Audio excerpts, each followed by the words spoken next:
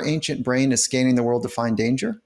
Right. And when you flip on social media and you look at some of the comments about your performance or your lack of performance, that it is triggering an ancient brain that our modern software is having a hard time working with. And that ancient brain is all about survival. And part of survival is fitting in. Right. Part of the tribe. Even if it feels make believe, like somebody's that you don't know, it still touches that. I'm excited for you to see this week's episode, but before we get to that, I have a message for you. If you're a parent of an elite athlete or a coach of a high-performing team and you're looking for some help or assistance with making them more mentally resilient, perform with more confidence, be more consistent, anything like that, then this is for you. I have an 8-week program all designed to address exactly that, to help your athlete be at their best on a more consistent basis and not get tripped up by those little voices in their head and getting down on themselves for mistakes, but performing like we know they can. So what I want you to do is don't delay, just grab a time on my calendar through this link, and let's set up a time to talk about your specific situation and how what I'm offering in my 8-week program can help. Okay? So it's brindrescher.com/free consultation. So click this link, grab a time on my calendar. I look forward to talking to you. And now on to this week's episode.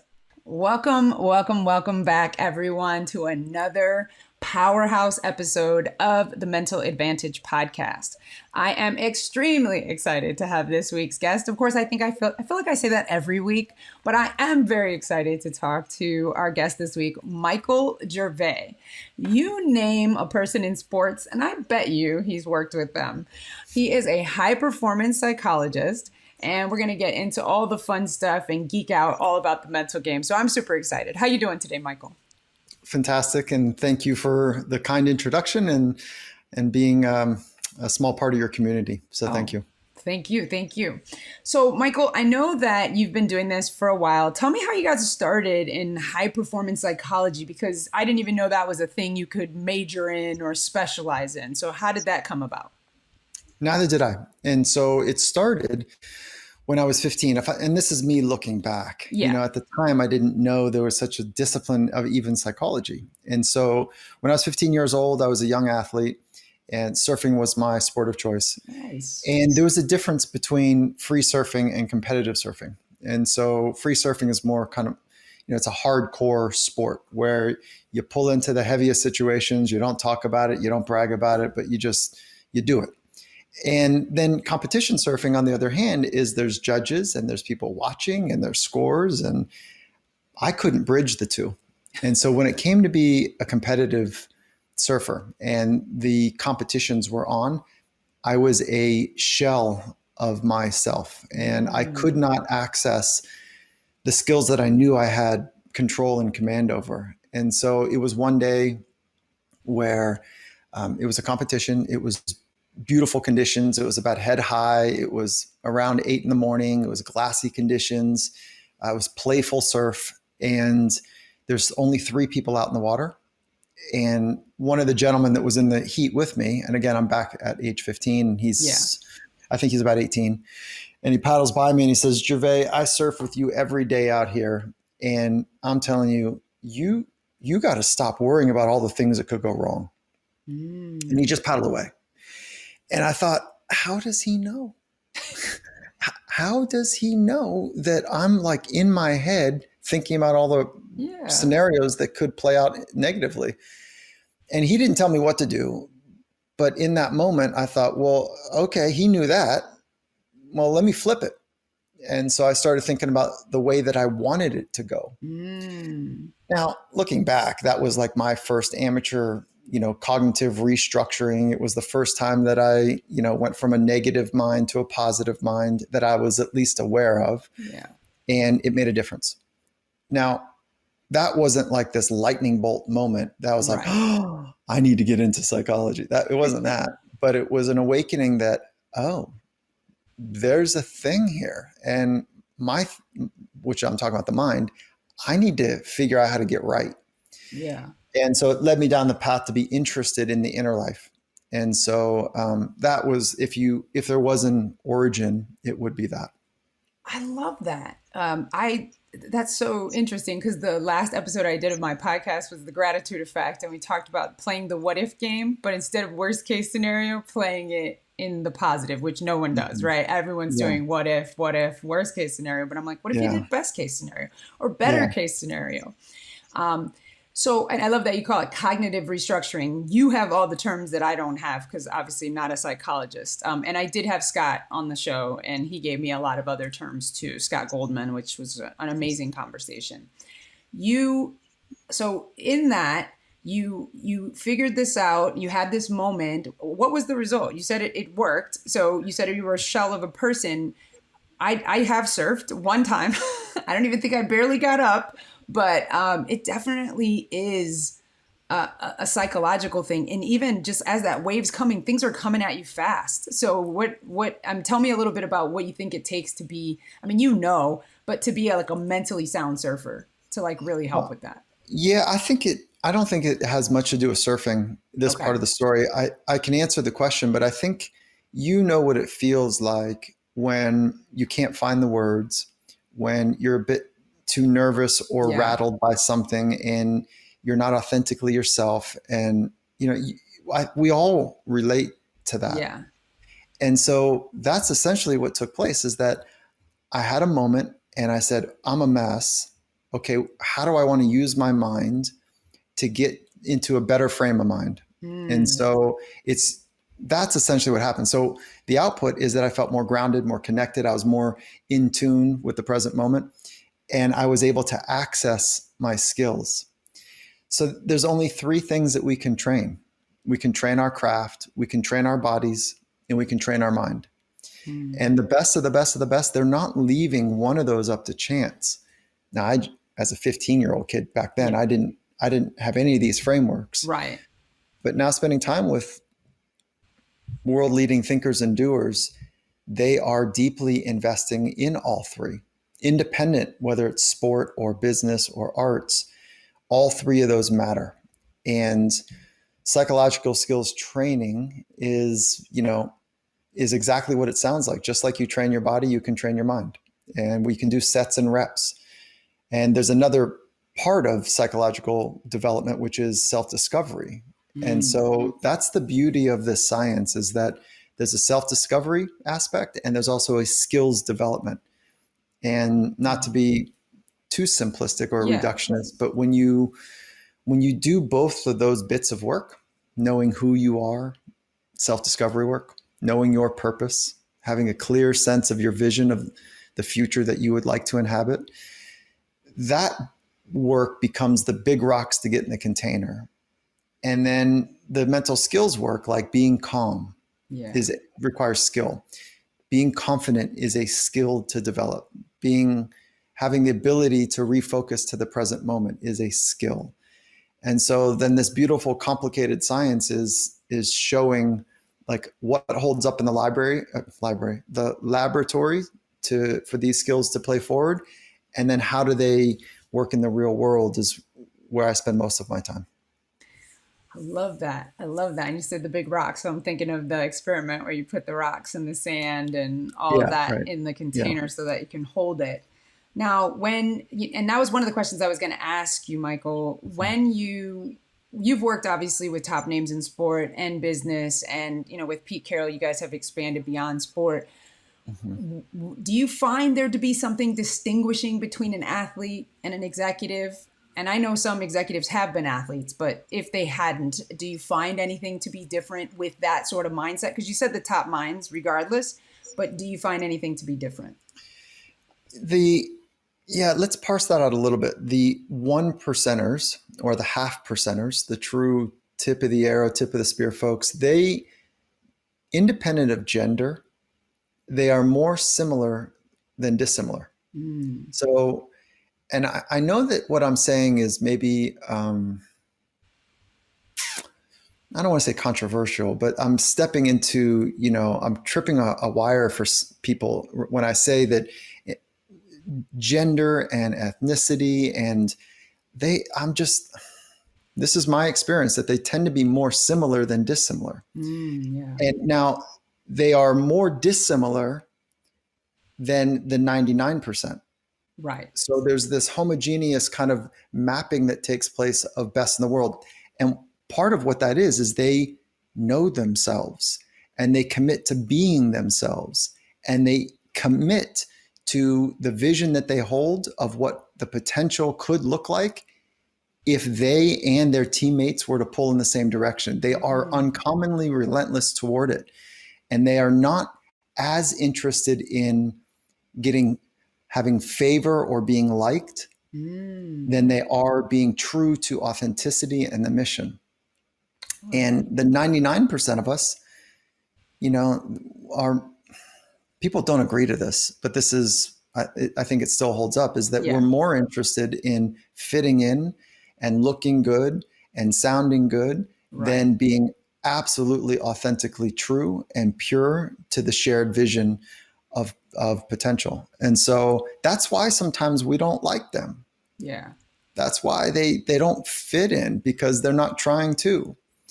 And Nice. there's an interesting blend between narcissism and empathy that the half percenters struggle with. And so there's a bit of a struggle there because they know that nobody can do it alone, but they think they're the ones that make that. Let me say this better. They know that nobody does it alone, but they think that they're so special that they just might be able to. Oh, okay. Yeah. And so there's a tension in this narcissistic empathy place. And they are uncommonly living in the present moment, more so than others. And so those are just some of the threads, but I could keep going on and on, but those are some threads that keep emerging, certainly for the one percenters. One of the questions that came up for me when you were sharing was, so obviously we're all striving to be more authentic, or, well, let me say not all, but I think most people want to be themselves. That's what they say, right? We want to be ourselves. And so as an athlete, as a coach, as a high performer, how do I initiate that self-discovery process, or what would be the best way to get started, to get to know myself better so I can be authentic, to find the groove, to unlock any potential or anything like that? So it's from clarity to conviction, is kind of this mapping, if you will. And mental skills are the things that stitch in between. So once you have clarity, which is what your question is about, then to live with conviction in even the most stressful, hostile, rugged, high-pressured scenarios, that's where mental skills show up. So how do we develop clarity? There's 3 ways that I'm aware of. One is mindfulness and being quiet and still and, creating the space to truly know who you are and to know how thoughts in your own ecosystem work and how emotions work and how thoughts and emotions work together. Like, to really know yourself is the ancient practice of mindfulness. The second is journaling, writing. It's an enforcing function to get clarity. And then the third is conversations with wise people. And those are the 3 practices that I found that hold up. And when I say hold up, the litmus tests always for me are those that I'm fortunate enough to learn and work with that operate in exact environments. Sometimes the most exact environments, fast-paced and exact. And I'm also equally fortunate to be able to share those best practices with people in the business world. And those are the 3 best. There is no shortcut. There's no hack. There's no tricks. There's no tips. There's no shortcuts. Like I said, it's the long yards and the hard yards of doing the internal work to know who the fill in the blank am I. Yeah. I love that. I've heard you say that before. There are no cheat codes. Everybody's looking for hacks. Like, give me a mindset hack. Give me a tip. Give me something so that I can get my mind around it so I can unlock that. And a coach friend of mine said, consistency is the only cheat code, and also it's an over life thing. It's not an overnight thing, right? It's because we're ever evolving. Like the LeBron James of the early parts of his career is not the LeBron James of today. So you're going to have a Yeah, different and I love that. conversation. I love how did you put it? It's an over life thing, It's not an an, overnight. That's yeah, great. Yeah, that's yeah. good. So That's well, really that's good. not mine, but I love it. And I was like, he's using it in a different industry. So I was like, I'm totally taking that for sports. Yeah, that's good It's, work. Yeah. because I'm like, that's amazing. Like, that's so true. Because with mindset, right? Everybody thinks like, oh, I just got to get that quick fix. How can I get to have the mindset of a Kobe Bryant? And it's like that was developed with years and years of dedication and fierce focus, I would say. And practice. Yeah, Like and one of practice. the things that, greats like Kobe, as an example, they were very, let's just use Yeah, him right now, was yeah, very clear. He even named it, Mamba mentality. He right. was, and put an emblem to it, like a snake, like, and it sounds almost childish to do, but it was a way for it to be concrete and real. Mm, And the the potency behind practicing turning on the blank mindset, right. your ideal competitive mindset. The first order of business is you have to know what it is. Yeah. So he put an emblem to it, a name to it, and then would practice switching it on. And it's easy to be in that mindset when everything's going well, when you feel comfortable and you feel Yeah. like you've got an advantage or whatever. Right. But can you switch it on when the plan is not working? And can you Right. switch it on when you're bored? And, can you live in that mindset in an eloquent way when it's called for? Yeah. And that takes practice. But the first to your question is to be very clear about what it is. Yeah. I think that's really good. And I mean, you probably know about Todd Herman's alter ego effect. But if you Mm-hmm. don't, yeah. And then you have, I mean, because it's kind of similar, this idea, and it's different for everyone, of course, right? But it's like some players need to figure out how to get calm. Some players need to figure out how to get, like you said, like more fierce. Mm-hmm. It's just what persona do you need? And this comes back to what you said about authenticity. I need to Mm-hmm. know what I need to unlock, what's necessary to, perform at the level that I need to in that moment. Yeah. I think, oh, sorry. No, no, no. Go ahead. If I could just add, No, please. I want to be like really clear that most people want that. Yeah. But then, wanting and practicing are totally different. And Yeah. this is where this very beautiful science of sport and performance psychology is so exciting, because the science is showing us how to practice it. And this Yeah. psychology is on Front Street right now. Yes, it is. And, like it is having a hopefully extended moment, because without it, we are going to feel like the world has extracted from us, because that's, this is a philosophical position, Right. but the word that I'll share with you is that the world has bad actors in it. There are people that are not safe. Right. There are systems in place that do not care Right. about the individual's experience. Some would say even whole institutions, Yeah. as I would imagine you would nod your head to for Yes, yes, sure, that yes. yes, that is not interested in human flourishing. And so in that respect, the world can be very hostile Yes. and will take. And I am not suggesting that we need to play defense, but what we do need to do is take up our space and to live in alignment with the principles that matter most. And when I say that with such regard for those that did that ended up being killed for it, Yeah. that ended up like making a difference, but paid ultimate price for. Yeah. And that's why I get fatigued and frustrated by those that go, yeah, I want to be authentic. And then they just go ripping beers and, like listening to the greats of others or talking shit about other people Yeah. and like, flipping through Instagram. It's like, come on. I just get fatigued by it. And I don't see that in the half percenters Yeah. as much as you might think is as common in your circle. Yeah. I'm not talking about you, Bryn, but No, like, yeah, no, I understand what you mean. yeah, Yeah. yeah.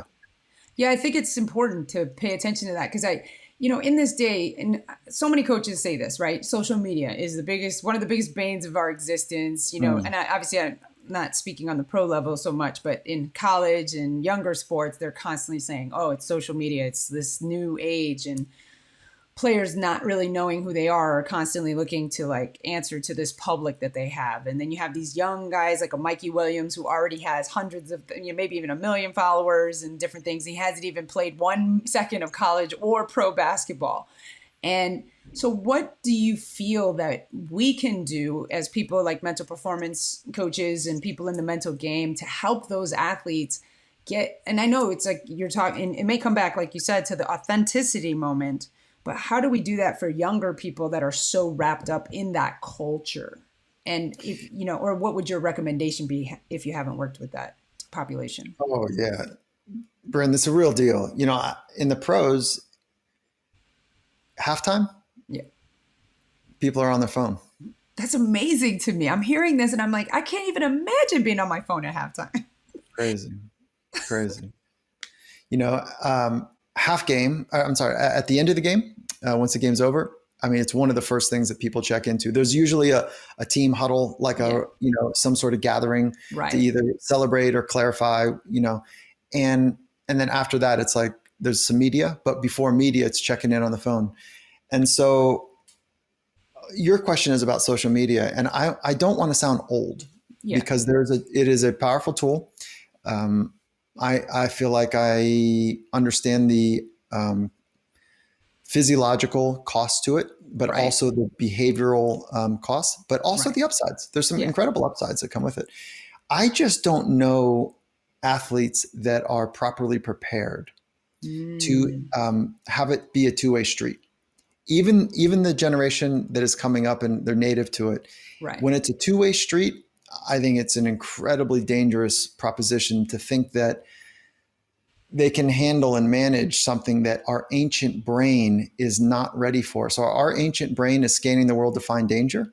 Right. And when you flip on social media and you look at some of the comments about your performance or your lack of performance, that it is triggering an ancient brain that our modern software is having a hard time working with. And that ancient Mm. brain is all about survival. And part of survival is fitting in, Right. part of the tribe, even if it feels make believe like somebody's that you don't know, it still touches that. So Wow. if it's used as a one-way street to share perspective, Right. if it's used to engage in curious conversations about topics, Right. then that would be, I think, a good, healthy starting. But to check in to see if you're okay, Yeah.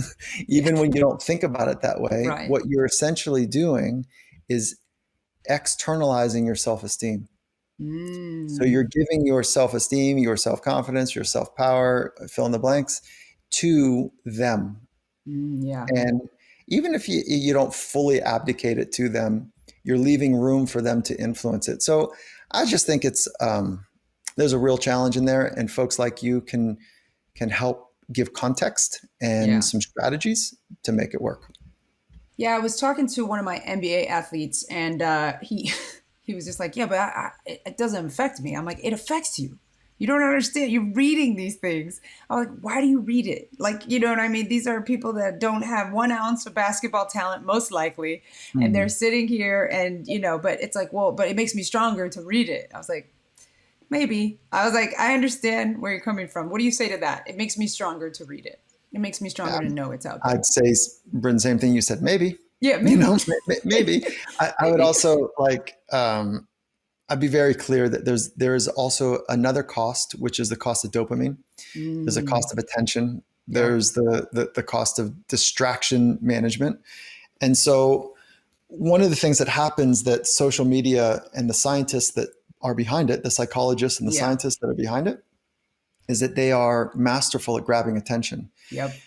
And it is 3 second attention or, a half a second attention. And that is actually training and conditioning our minds and our brains to want new stimulus that is not deep. And on Mm. the playing field, flow follows focus. And so deep focus is the entry point into flow state, and flipping through social media, Instagram with quick hits Right. of, fractional moments of focus is actually detraining and deconditioning away from the most optimal state we can be in. And so those are the hidden costs. Yeah, thank you. That's so good. I never thought about how it might be affecting them on the court. I mean, Yeah. obviously, the psychological component of taking the opinion, but the very nature of social media actually making it harder for me to focus in the game because of the way that I'm training my brain. I love that. Thank you for Yeah. that clarification. That's good. I'm going to use that with my athletes. When you Yeah. talked about externalizing self-esteem, I think that's so important because I call it pretty girl syndrome, right? Some of the people that have the lowest self-esteem are some of the most attractive people in our society because they've constantly gotten um, edified, I guess, or reinforced their esteem by based on someone else's opinion, and so they don't have enough time to develop an opinion of themselves. And so while it could be called pretty person syndrome to be gender neutral, but the point is that it seems to be that, and this is with athletes, right? Like, you see a Naomi Osaka who's talking about, like, I don't know who I am. Like, she's struggling with her own image as she's the number one in world's tennis. So tell me about when you become number one, Simone Biles, Naomi Osaka, LeBron James, multiple names, in sport. What, and you're talking about the 0.5%, but what do Mhm. they need to do to handle that better? Like when she says, I can't talk to the press, what are your thoughts on that? And then what do we do to help them? Or is it something that the press needs to change? Do we need to change the way that we handle those athletes? No, it's not our responsibility. Like the masses are going to ask for what they want. I Mm, don't. If I take the athlete's perspective, I hear one athlete in particular goes, "I cannot stand fantasy. It's like it's the yeah, most dehumanizing thing. Like I'm a real person." right. So I don't think that the path forward is to educate, media on how to treat the athlete, or Mm, fans on how to treat athlete. I feel like that's like throwing pebbles in the ocean. While it could it'd be beautiful right, if the philosophy of humanity was to be more interested in humanity as opposed to just output. right, But it's complicated. I think for the athletes, most of the half percenters know that they are a half percenter before they're crowned. right, And so it started well before that. Their identity was foreclosed at a young age, right, that I am a fill in the blank right. only. Exactly. I am a tennis player. Right. Like you ask a 18-year-old or 17-year-old, like, oh, tell me about yourself. And if they say, oh, I'm a football player, Yeah. like, oh man, that, Yeah. we're gonna That's the we're gonna pay first thing you said, right? we're gonna pay for that later. Yeah. And so long way of me getting to when humans are, let me start over with that. Humans are multifaceted, very complicated, dynamic, psychological, spiritual, physiological organisms. Like it's Yeah. it's so complicated. And to reduce it down to just a performer, Mhm. just somebody who is like a entertainer, Yeah. then it becomes super complicated. And when that becomes threatened, then their entire existence is threatened. And so, the best thing we can do to support those athletes, and if you're a parent of one or a partner to one, or you are one yourself, Right. is to answer the question, who am I? And then answer it again, no, really, who am I? Right. And then answer it again, like, okay, I'm more than that. So who else am I? Like what? Mm. So you keep going. And if you did that practice and say it was a 20-minute practice, Right. who am I? And that's all you did. And you did that for 20 years, you get somewhere. Yeah. Yeah. So, I mean, Good news, everybody. yeah, you go somewhere. Yeah. 20 But years. That's all it takes. yeah. No, I think that is so helpful. I do an exercise similar, not 20 years, but an exercise Mhm. similar with my athletes, which is I have them list out all the things they are. and then I make them cross off anything that's external to them, like as an activity that they do, and then say, okay, what are you left with, right? And it's, it's just a way of trying to get to that, like you said, that more authentic identity. Yeah. And they're like, wait, I can't be this. I'm like, well, I'm not saying that. It's just, that's what you do. So what kind of person signs up to play a sport? What kind of Yeah. person is a good, is a son, a good Yeah. son, that type of thing. Like, let's get to the essence of who you are versus There you these go. labels. That's the good stuff right there. Yeah. But so we know that the identity foreclosure is huge.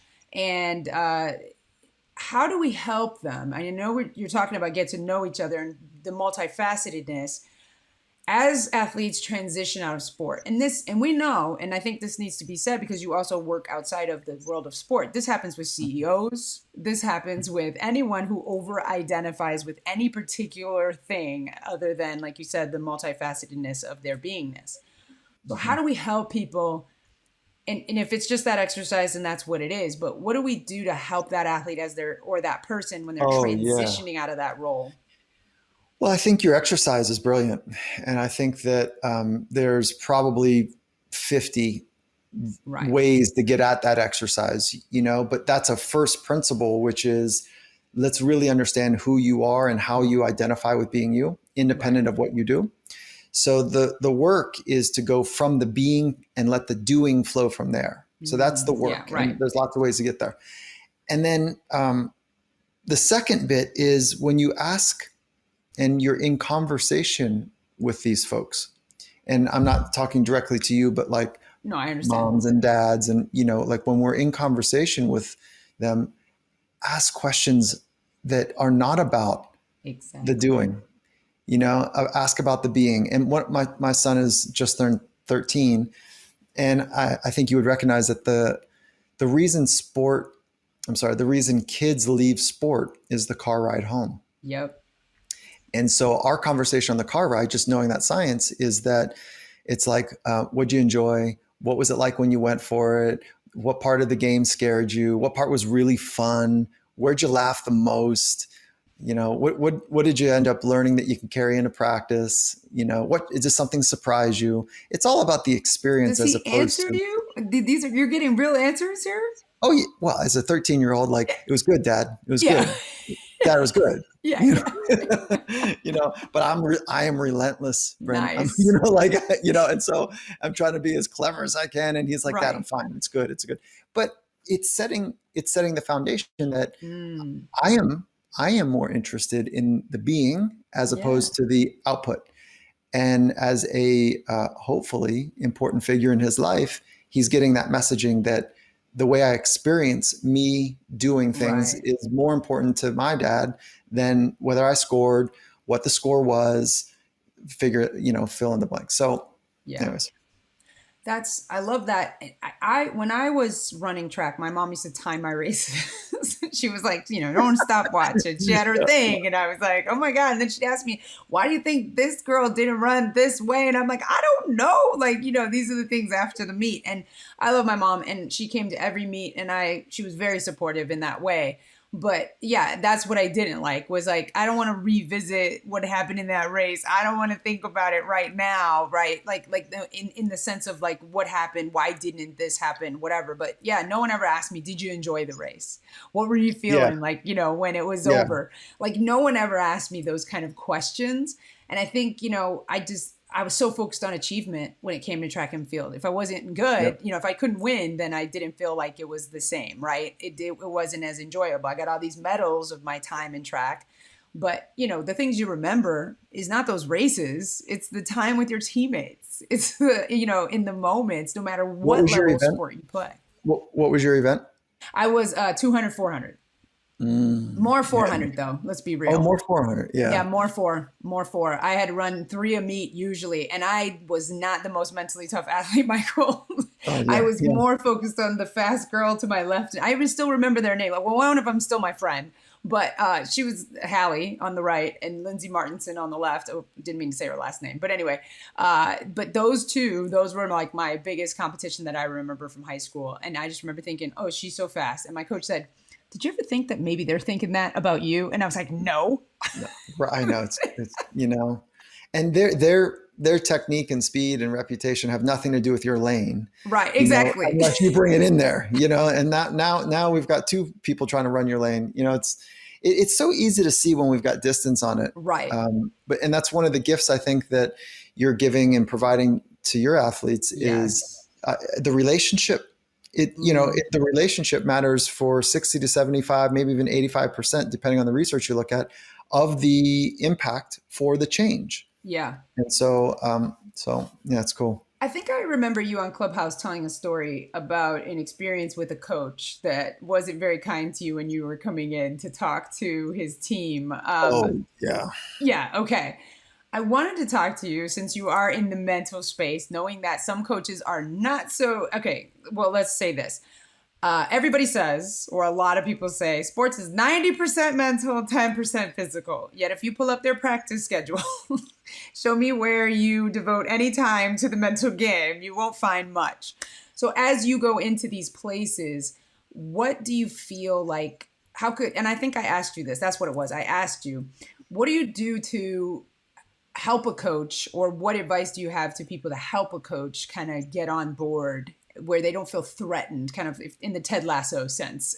Yeah, isn't that it's a fun movie, isn't Yeah, it? it is. It is. My experience is, first of all, is that that's not what sports psychology looks like in the pros. Yeah, no. Just for reference, okay? Yeah. Like that is full comedy, okay? All right. So the question is, I lost the question. I was thinking of Ted Oh, Lasso. no, that's okay. I know I distracted you with Ted Lasso. What advice do you have to gain favor with the coach so they don't feel threatened by your presence, or to at least give them the leeway, to give you the leeway to make the difference for their athletes? I think the last time I worked with a coach that wasn't genuinely curious and interested in wanting to learn and add to was that first coach experience. And I learned so much from him because, and I'll share that story in a second, but I don't know how to answer it because I think I've either been lucky or I have been really selective with the coaches that I think I would be a good fit with. And I'll share two stories. Okay. One is, it was a world-class surgeon. He's a neurosurgeon and he's got an incredible reputation. We were in business together and it was this beautiful business that we set up and it did really well. And I'm very thankful to be a partner with him. And I asked him, I said, how are you so good?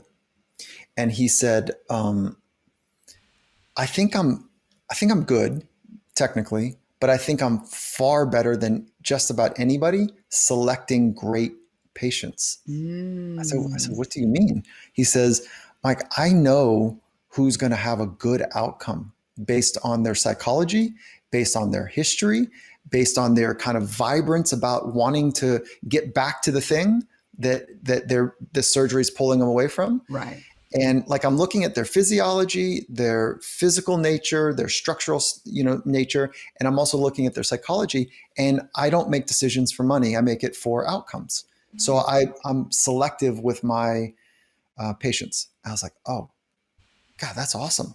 Yeah. And that early on informed me to be very thoughtful about, coaches are not my patients, but they're the partners that I go into business with essentially on a team, and or CEOs or artists or whatever. Like I want to be very particular because I am interested in what could be. Yeah.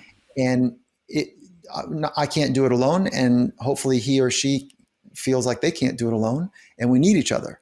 And then we use our intelligence and our scrappiness and our creativity and our togetherness, to get into the foxhole to sort it out. So the second story is when I first got into pro sport. Right. A coach, like I was so set up, and the coach kind of bagged the athletes. It was in hockey. Bagged the athletes, got them sweaty and agitated at the end of practice, like extra sprints, if you will, on the ice. Brought them into the locker room, had them stay in their gear while he and I had a 3 or 4 minute conversation. This is the first time I met the coach. The GM kind of force fed this relationship. So I didn't know better. I was like excited to, have a team that I was going to work with, and they were doing pretty well in the league. And I just figured everyone was like me, like, let's just be humble and get after it and figure it out. And so he bags the guys. I'm walking in kind of bright-eyed, doe-eyed. I have no idea what's happening. Right. I go into the lion's den, and he's having this 5-minute conversation with me about really nothing. Yeah. And I'm kind of like trying to be eager and sort it out. Like I'm listening, like, with, like I said, big eyes, and I'm, trying to be as thoughtful as I can. And he goes, all right, let's go. Let me go and introduce you to the boys. And I was like, oh, okay, that's what's happening. Okay. And I'm trying to gather myself, and like, here I am, like, I'm going to say something, like, what am I going to say? And the coach walks out, and he's got this massive presence, and guys are looking at him like they want to kill him. Like, why am I still in my, have you ever smelled hockey gear? Like, I have not. I'll tell you, like, once you smell it once, you're like, okay, like that's a smell.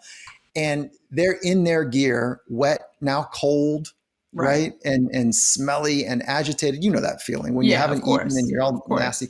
And so, and they're looking at him like they want to kill him. And he goes, all right, boys, appreciate you. Here to introduce you to Gervais. He's our shrinker. So if you're effed up in the head, go talk to him. Are you flipping kidding me? So I'm standing there. I felt like I was like 2.5 feet tall, completely naked, and the boys are looking at me like, oh, you just got sent one. Like, dude, how do you come back from this?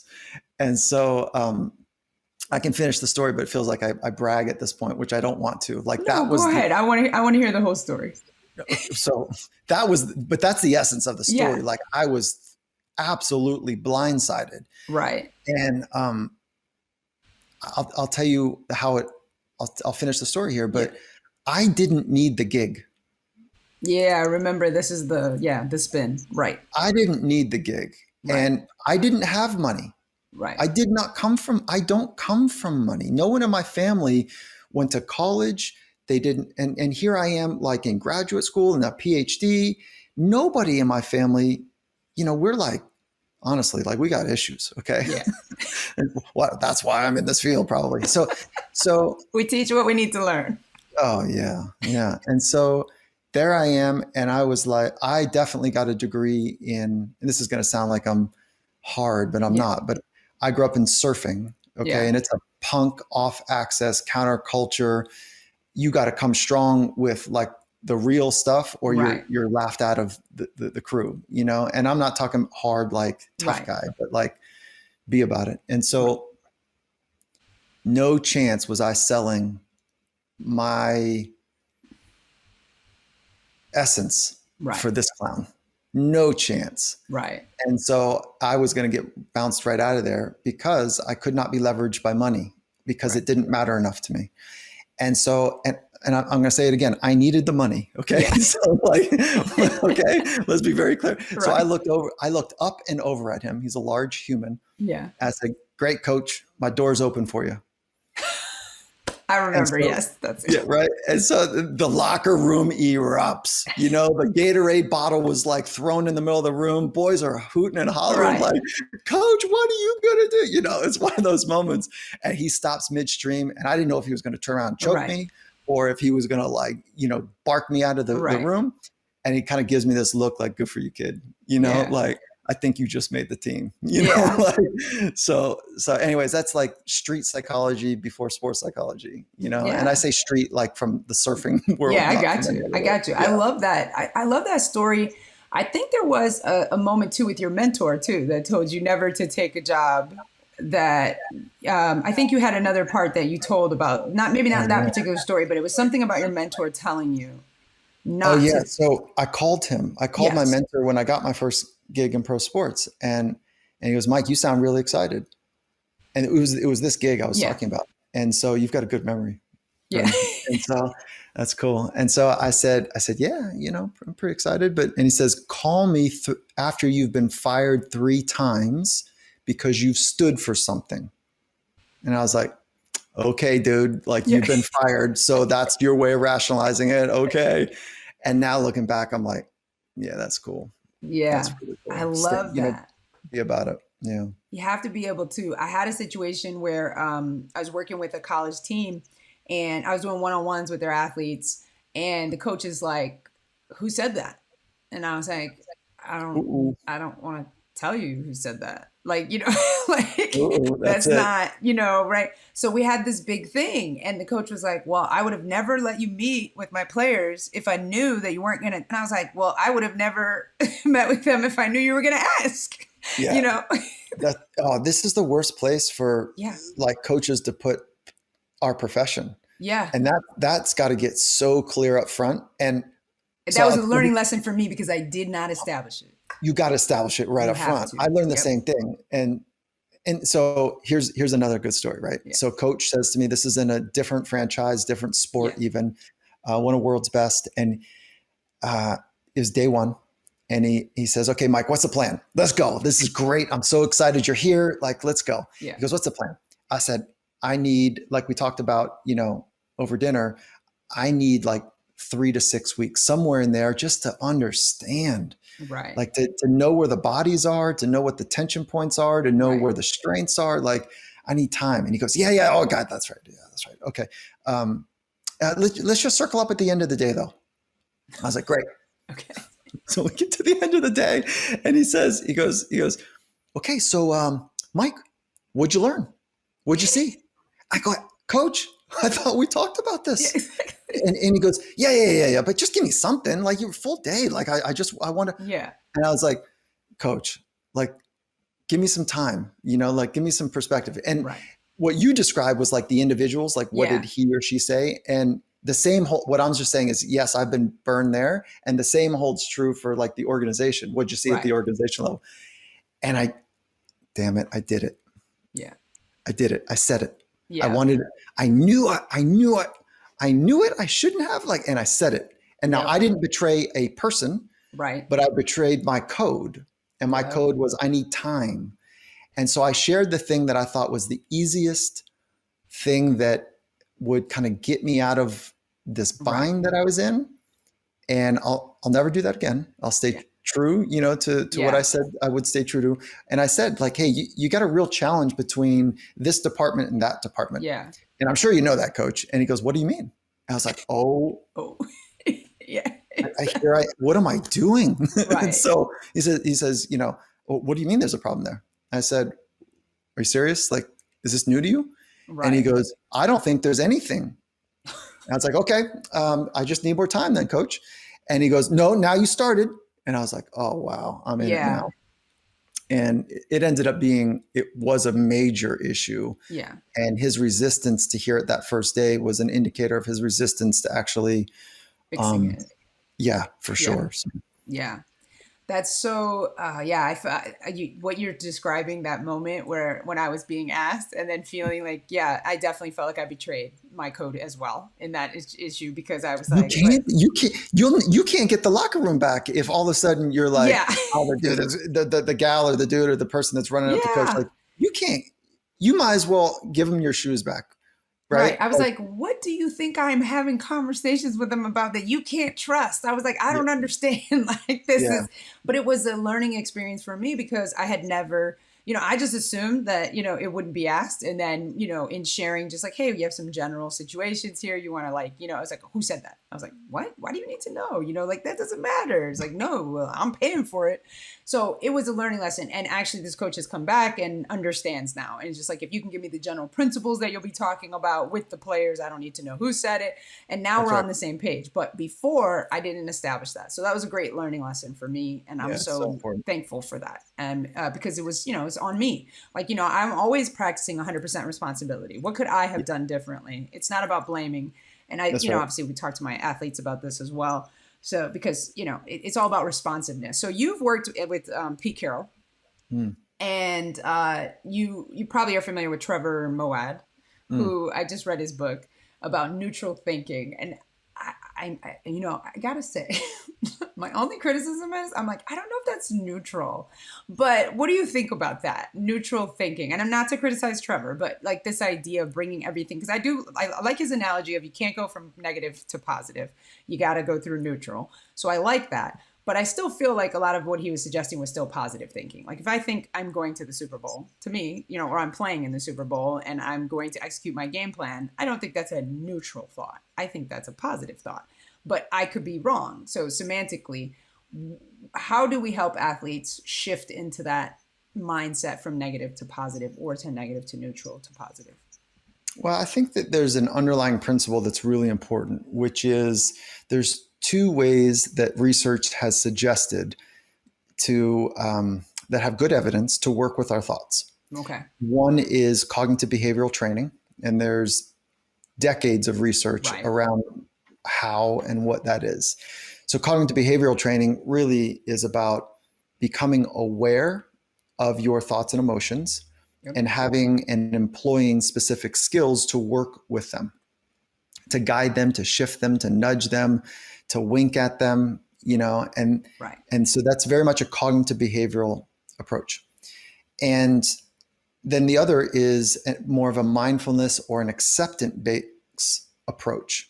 So acceptance meaning like accept and commit to action. And mindfulness works across both of them. But one is more of an eloquent judo, to use your earlier language, to work with thoughts. Like they're just thoughts. It's just a thought. Yeah. And it's not quite working the way I would like. That's interesting. And then just kind of moving to the next, right? So that's more of an acceptance that there's a thought. I am not my thoughts. They're just things that are there. And one of my friends says, one of our colleagues says, everybody would like to have good thoughts, productive thoughts. But what are you going to do when you recognize that one's not quite working for you? Right. And so the acceptance commitment approach is saying it's just a thought. And then the cognitive behavior approach is saying that thought, I know this thought is not ideal. Okay, let's replace it. Let's let go of it and put something else in its place that's more productive. Got it. And so both have really solid evidence that support it. There might be a little bit of a nod to a greater efficacy for the acceptance approach. Mm-hmm. And so this is what's really fun about the science and the art is when you know your client and you've got 2, 3, 4, 5 different ways that are theory, evidence, structured based to help them, that part of the quote unquote magic is finding the right fit.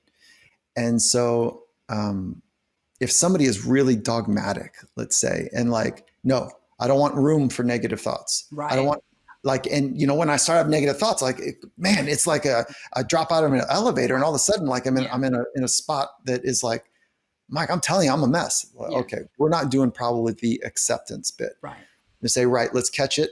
Let's be ahead of it. Let's front load it. Let's be on top. And that just requires a lot of work, Mr. and Mrs. Athlete, like, what do you think? Okay, good. Let's do it. So I'll just go to the science and I'll stay there. I love that because it also speaks to the knowledge of your client, right? Because relationship is so important.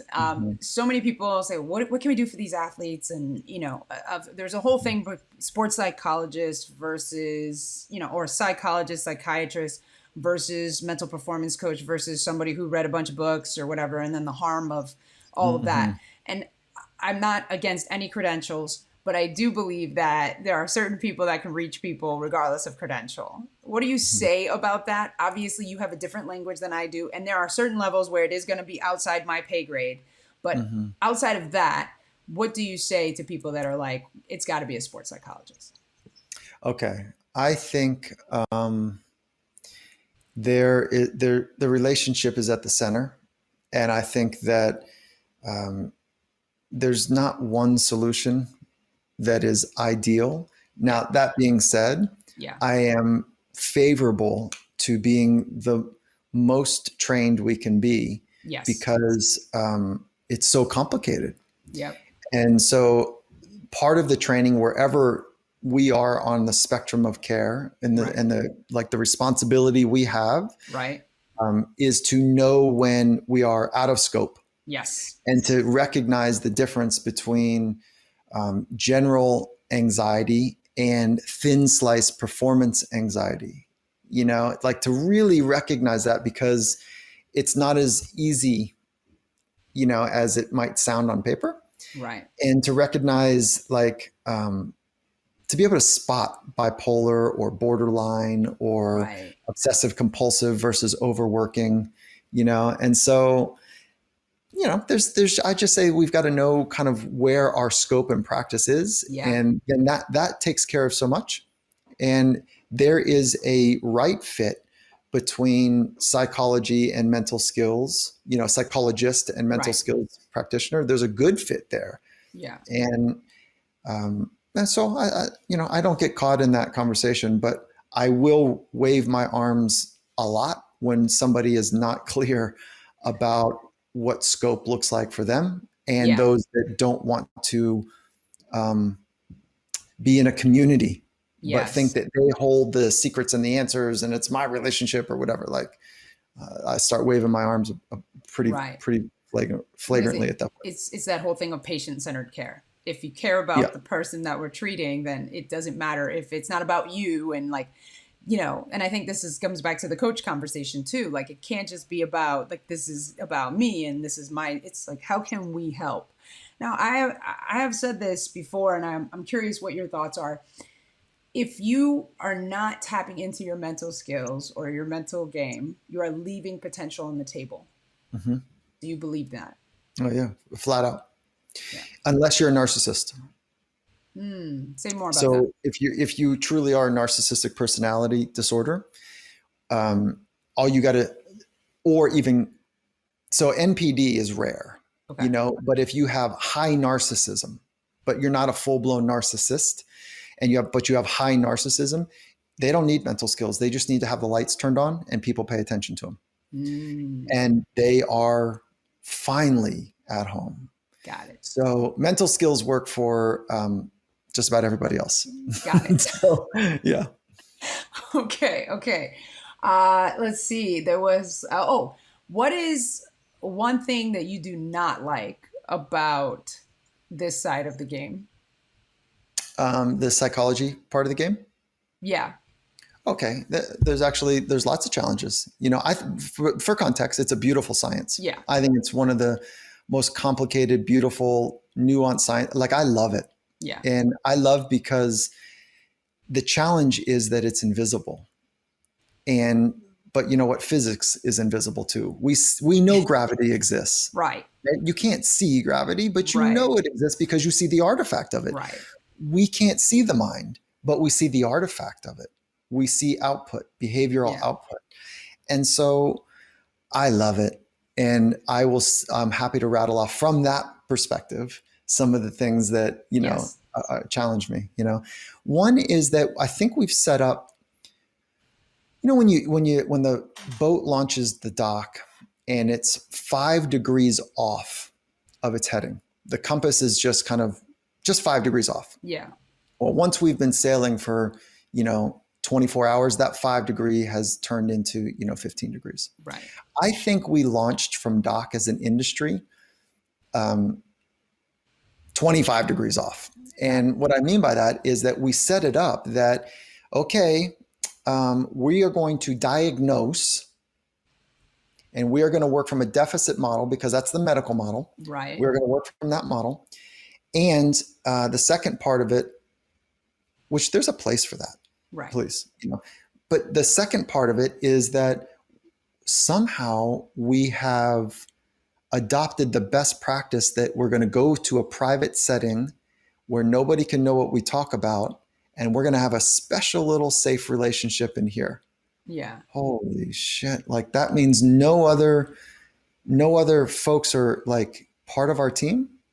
And hey, listen, as soon as it stays in that comfy little couch, poorly lit room, and we're as mental skills providers and as a sports psychologist, we are hiding underneath that veil of privilege and Mm, confidentiality and secrecy, and I added that third word, that we will never move out of the shadows because we're purposely putting ourselves there. got it. And so to be part of the team and to have very clear boundaries between what is the inner sanctuary of our conversations and what are team collaborations, Mm, that is where we get a flywheel effect. And I never want to work in a team setting where, oh boy, there comes Gervais. He's yeah. working with the head cases, and Yeah. that. So Right. we've got to set it up Yeah. as we launch from the dock that we are pure and true to the mission of helping people become their very best, so Absolutely. that we can do that together. Wow. And so that's one of the challenges I have with the field. No, I'm right with you. And when you mentioned diagnosis, I talked to Scott about that too. So we're on the same page. But like you said, there's a time and place for it. But I love what you said, because I'm all about the proactive approach and being a Yeah. part of that team Yeah. environment, like you said, because that's the idea. They always think, like, a lot of teams, like, we have a sports psychologist. Go talk to them if you need to, versus we're working with the team, we're doing activities, we're doing whatever, and this is also available to you. And so Yep. I definitely think it needs to be a multi-pronged approach as well, and it needs to be out front, and it needs to be championed by the coaches, etc. So I love that you said that. Do you believe that the coach has to live the principles for the players to follow suit? Yes. Full stop. Nice. And how do you do that? Do you meet with Training. the coach too? I mean, are you like having to have, like, I mean, obviously Oh, those are separate, but yeah, how does that work? yeah, sometimes. Yeah. I think that there's a dual role challenge that sometimes presents there. Like, who is the client is really important. Got it. And so, if the coach wants to do the work, cool. If not, they need to be about it. Do it with Right. somebody else. They need to, maybe they're already a Zen master and, they're teaching Yoda lessons. Like, I mean, but they need to be full stop authentically them. And they need to fundamentally believe in the value of investing in the interior. Mm, Now, for coaches, let's call it the non-progressive 30-year ago coach right. that did everything from life skills, psychological skills, technical skills. They did massage and stretch and strength and conditioning and strategy and mentorship. They did everything. Well, they haven't. Those coaches that are still around today, Yeah. that might not really understand the applied science of sports psychology. Those are the ones that either like just don't know better. And I don't mean to be rude, but they just don't necessarily know what we have to offer, or they really are more interested in control and Gotcha. ego, and so those are not good partners. Yeah, They're absolutely. just So I bad love that partners. about being selective too, like you said, like Yeah. finding the right people. Because yeah, in the beginning you think it's about the money. All right, so we're at the 1 hour mark. I have one more big question, and then we'll get to the thing. Hmm. Well, two, but we'll get to it. What's a question no one ever asks you that you wish people would? I know that's a weird question, but Yeah. What's one you've that, been interviewed 1,000 times, so I'm just yeah, curious. I don't know. I've really enjoyed our conversation. This is I good. think, let me just think for a moment. A question one that I always get nervous about when I ask people, like, Right. like this question is, what would you name your boat? And like a silly little fun, like, Oh, I okay, if like you that. were a WWE wrestler, like what would be your name? Like every once in a while I'll throw those kind of really, Yeah. like whatever questions, like I might have to add. nonsensical questions. I might have to add that to my. What would I name my boat? Well, mine would probably be Brinergy, because that's what people know me as, like my Oh, there energy. you So go. it would be Yeah, that's, Brinergy. So that's too damn easy. I the get all SS, like, the SS Brinergy. I don't know. Well, the first thing that came to me was Advantage, but I'm like, that's not real. That's not true. I don't know if I would. So, but Brinergy, I think that's something that I really, I don't know, like. everywhere I go, people are like, I love your energy. And I don't necessarily have to be the fullness of who Yeah. I am all the time, Yeah. but it's Yeah. always something people have noticed about me. And so, I didn't coin the term. I didn't start saying, call me Brenergy or anything like that, but people started saying it. So I was like, I love that. Yeah, Yeah. I'm going to keep it. That's really So yeah, good. I think it would Yeah. be Brenergy. What would yours be? Yeah, I don't know. I've asked it a few times and I have a hard time thinking about what it would be. Yeah. And so that's why I brought it up. Like it's a hard one for me. You know, Yeah. Okay. and Well, when you figure it out, you let me know. I'll send you a note. Hold on. Let me ask you, let me answer this really Okay. quickly. I know we're up on time, but the other bit that, Oh, I'm not in a rush. I just don't want to keep you. So let me know if you're yeah, good. that's cool. Is that folks, I, I've been noticing that I've been answering this question much more lately, which is like, okay, so Mike, what are like some of the common threads of, high performance? And you and I kind of talked about Yeah. it earlier. And the one that is, I think, the most true in my life, Yeah. not necessarily in their lives. And I'm not saying I'm a half percenter. I'm saying Right. in my life, I do feel like I am, working as hard and smart as I can to explore my own potential. I wouldn't be enjoying the fruits of those labors if I did not have the deep commitment and love from my wife. So my Mm, life partner has my back, and I can't tell you the freedom it's given me. At wow. every time when I've been scared or nervous or unsure, or because there's so many decisions that, as a just as an adult Yeah. that I'm making, like, and she is the one. And so like that safety net has been radical for me. And so I wish that for everybody. I really do. Does it have to come in a romantic sense, or you just mean like having somebody who has your back? I think I'm super fortunate that I get to have all of that under one roof. Nice. And so that part I think is incredible, that I get to have this full Yeah. dynamic. We've got shared lives in every part of the human experience together. And so meaning business and Yeah. parenting and romance and finance and spirituality. And, like all of that is, we're solving the hard problems of humanity, Yeah. of humanness together. I feel like you, in a roundabout way, you answered my last question, which is, what is your mental advantage? What is I my, think you yeah, just did to your wife. yeah, that's it. Yeah.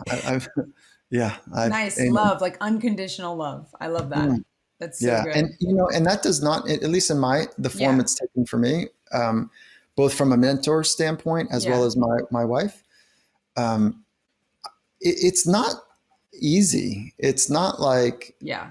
it's soft. It's like accountability. It's there's compassion that it's rooted in it, and empathy, Mm, but there's also like standards that, hey, we promised each other and you yeah. promised yourself. And Yes. at the same time, like smart questions like, so what are you feeling about this, Mike? Like, right. So it's having somebody that is like, You're just right. quote unquote has my back, and I just feel super blessed by that. I am gifted by a partner of the similar, and the biggest thing I think is having someone for me is that holds me to the standards that I hold other people to. Like Yeah, a there lot you of go. times I'll say something like, "Don't do that to me. Don't turn my words around." But it's like, yeah, that's true. That's someone said, "How you do anything is how you do everything." I'm like, okay, yeah, I do say that, but don't. So, yes, absolutely. I agree with you. Okay. Well, Mike, to be respectful of your time, we're going to get to the rapid fire questions. I'd love to have you back sometime because I'm sure I could talk to you ad nauseum about all of Oh, these well, subjects. thank you for the fun. Yeah. Absolutely. Okay. So, these are the hard hitting questions, really personal. You probably haven't been asked them very much. What is your favorite snack? I have not been asked that question. Yeah. Favorite snack? Let's go.